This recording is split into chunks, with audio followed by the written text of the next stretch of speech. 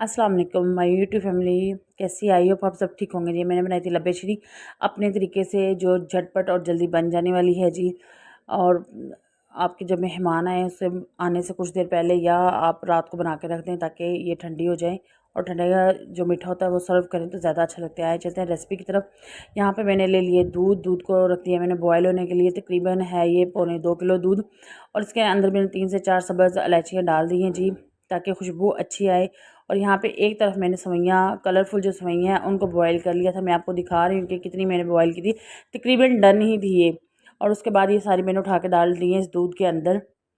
और यहाँ पे हम उस वक्त तक पकाएंगे इसको जब तक ये गाढ़ी ना हो जाए। दूसरी तरफ हम लेंगे कस्टर्ड, खाने के 3 चम्मच कस्टर्ड, जो भी आपको पसंद हो। मुझे वनीला ज़्यादा पसंद है तो मैंने वनीला ले लिया था कस्टर्ड, और उसको हमने पेस्ट बनाकर तैयार कर लिया है। उसके अंदर एक भी लम्स ना हो, आपने ठंडे दूध से वो बनाना है जी। यहाँ पे देख सकते हैं बिल्कुल मैंने पतला सा एक तैयार किया है मिक्सचर।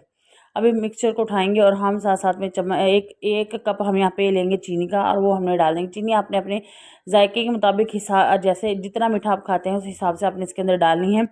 एक तरफ से आप ये घुमाते रहेंगे, दूसरी तरफ से आप इसमें कस्टर्ड डालते रहेंगे।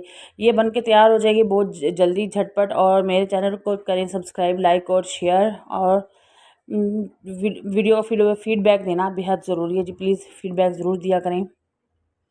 अच्छा जी, इसको पकाते रहें। ये गाढ़ी हो रही है जी। अब मैंने कस्टर्ड डालना शुरू कर दिया है, और लम्स नहीं बनने चाहिए इसके अंदर बिल्कुल भी। आप इसको घुमाते रहें।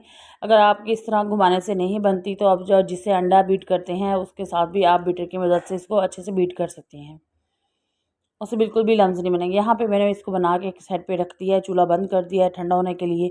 अब हम लेते हैं बाउल की सेटिंग करने के लिए। यहाँ पे मैंने लिए थे पीस की कर ली थी मैंने कटिंग करने के बाद जी, सबसे पहले हम आपको दिखाते हैं कि इसके अंदर क्या क्या जाएगा। पीस जाएंगे, इसके अंदर जाएगी नाशपाती, केला, सेब, जो भी आपको फ्रूट पसंद हो वो आप इसके अंदर डाल दें।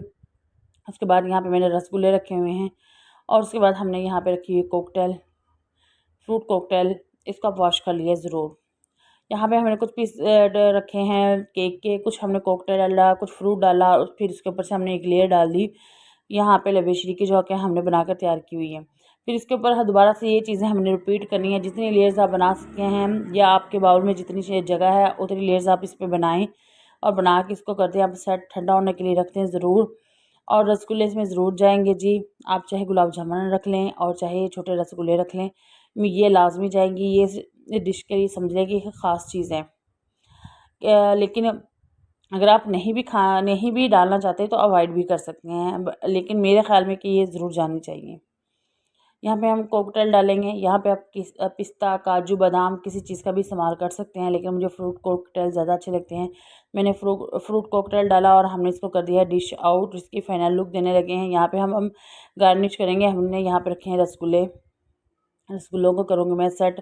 अपनी तरफ से तो बिल्कुल ठीक करती हूँ, लेकिन यहाँ पे क्योंकि मेहमान आने वाले थे और मेरा मीठा होगा थोड़ा लेट, तो इस वजह से मैं ज़रा जल्दी जल्दी रख रही हूँ। अच्छा जी, फ्रूट कॉकटेल में चेरी होगी पिंक कलर की, वो आपने दरमियान में ज़रूर रख देनी है, ताकि आपकी जो डिश है उसकी जान बन जाए, और आपकी देखने में लुक वाइज ही आपकी डिश काफ़ी अच्छी लगे। मेरी वीडियो को वॉच करें, और प्लीज़ मेरे चैनल को सब्सक्राइब करें, लाइक करें और शेयर करें। और आपको मेरी वीडियो पसंद आती है फीडबैक ज़रूर दिया करें, और इसी तरह मोटिवेशन बनती है। और मैं फिर मिलती हूँ आपको नई वीडियो के साथ। अल्लाह।